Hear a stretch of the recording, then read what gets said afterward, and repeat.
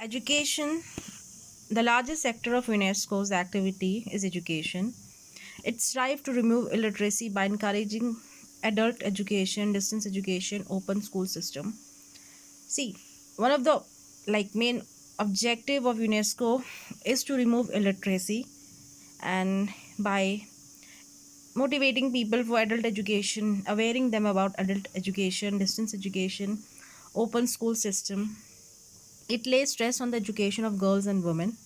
See, it is very important, you know, in every country for their development to have their women and children, especially girls, to be get educated. It provides financial assistance for the education for physically challenged children. UNESCO भी मदद करता है education की जो बच्चे physically challenge हैं. It provides grants and fellowship to teachers and scholars. It organizes libraries, book fairs, and festival at national and international levels. And it provides fellowship, a kind of financial assistance to the scholars and teachers. And it also organizes libraries and book fairs at national and international levels. It promotes scientific education by providing regional training center. Now the scientific activities that undertake under UNESCO. It organizes seminars and conferences of scientists from various nations. ये seminars and conference organize करवाते हैं सभी scientists की.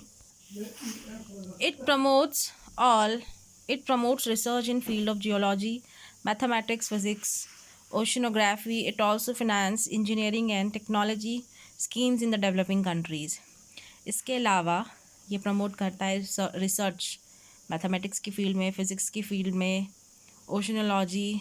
Even it also finances engineering and technological schemes, especially in the developing countries.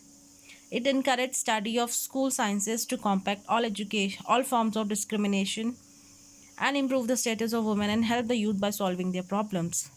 See, it encourages social studies ताकि जितना भी discriminations है उसे कॉम्पैक्ट किया जा सके, ख़त्म किया जा सके, and the status of women उसको इम्प्रूव कर सकें, एंड द यूथ.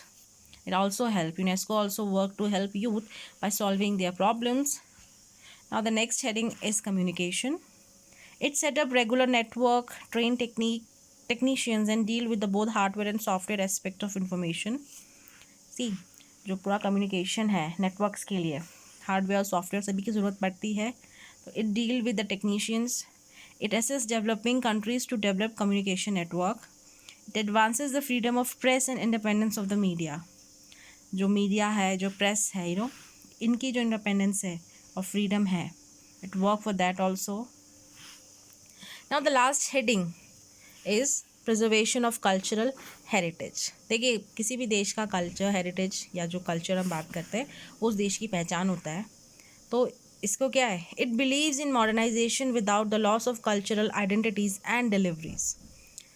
जो कल्चरल हेरिटेज का मॉडर्नाइजेशन है बिना उनके किसी नुकसान के, इस पे फोकस करते हैं. It provide technical advice and assistance, equipment end funds for preservation of monuments. It declare cultural and natural sites world heritage site.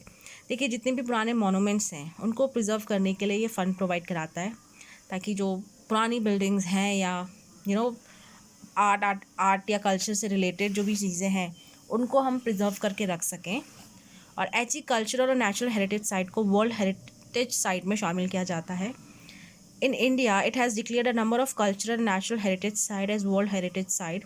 India के अंदर भी ऐसे बहुत सारे मॉन्यूमेंट्स हैं जो वर्ल्ड हेरिटेज साइट के अंदर इंक्लूडिंग है और इनकी देखरेख के लिए यूनेस्को फंड प्रोवाइड कराता है. It aim to protect the world inheritance of books, works of art and rare manuscripts.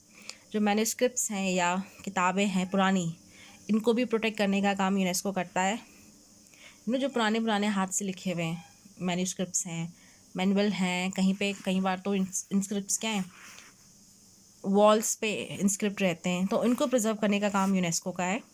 It encourage artistic creation, literature and fine arts. It send cultural mission to different countries to promote peace and prosperity.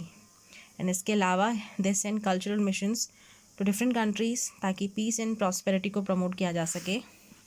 Since 19 1981, UNESCO has recognized artists for their contribution to international dialogue by instituting Picasso Medal Award.